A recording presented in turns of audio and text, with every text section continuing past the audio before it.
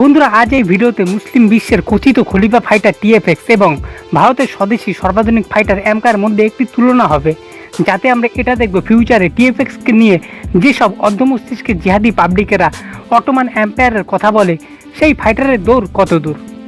একটি জিনিস ভিডিও শুরুতেই বলতে চাই যে চাইনিজ ভাঙারি মালের থেকে তুর্কিশ মাল এবং তাদের প্রযুক্তি অনেক বেটার, তাই টিএফএক্স ফাইটার জেটকে কখনোই ভাঙারি বলা যায় না।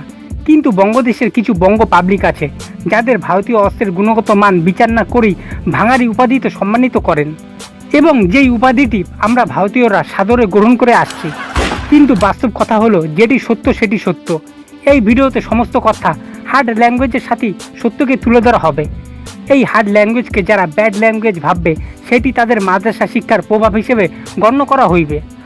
বন্ধুরা, advance medium compact aircraft AMCA ভারতের ফিউচার 5th জেনারেশন জেট, যার নির্মাণ হিন্দুস্তান অ্যারোনটিক্যাল লিমিটেড হাল এবং ডিআরডিও জয়েন্টলি নির্মাণ করছে। অপরদিকে টিএফএক্স হলো একটি ফিউচার 5th জেনারেশন জেট, যার নির্মাণ তুর্কিশ অ্যারোস্পেস ইন্ডাস্ট্রিজ এবং BAE সিস্টেম জয়েন্টলি বিল্ড করছে।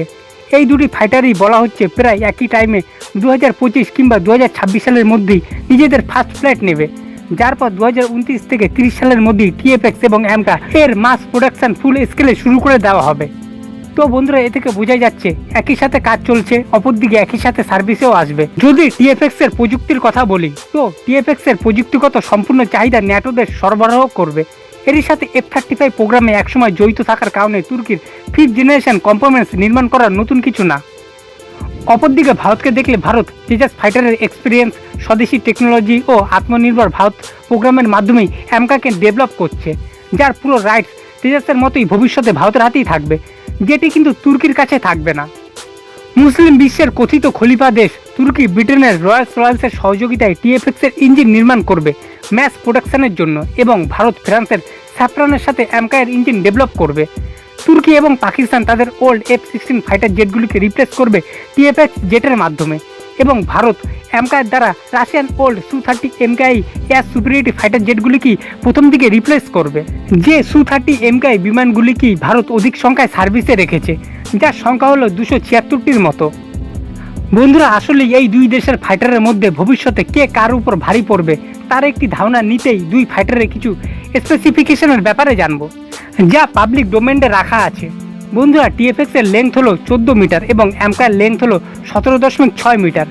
টিএফএক্স এর উইং স্প্যান হলো 21 মিটার এবং AMCA এর উইং স্প্যান হলো 11.13 মিটার।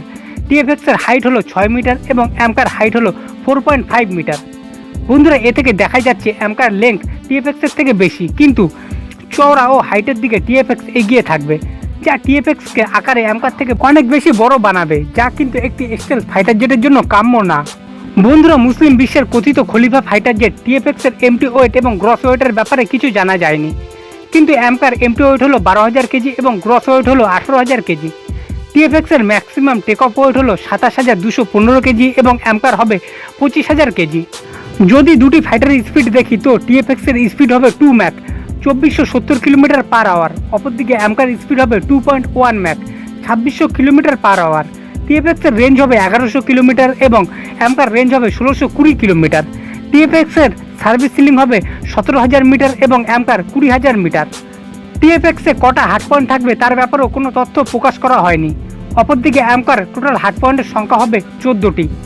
বন্ধুরা, দুটি ফাইটারই ফার্স্ট ফ্লাইটের জন্য টিএফএক্স এ আমেরিকা GE-F110 ইঞ্জিনকে ব্যবহার করা হবে এবং AMCAতে ব্যবহার করা হবে জেনারেল ইলেকট্রিক্সের 414 ইঞ্জিন। তো এটা থেকে বোঝা যাচ্ছে টিএফএক্স থেকে AMCA স্পিড এবং রেঞ্জ বেশি থাকবে। অপরদিকে টিএফএক্স এর সব তথ্য বাইরে আসেনি। বন্ধুরা, পারফরমেন্সের হিসেবে AMCA এর ফিচার টিএফএক্স এর থেকে অনেক বেশি।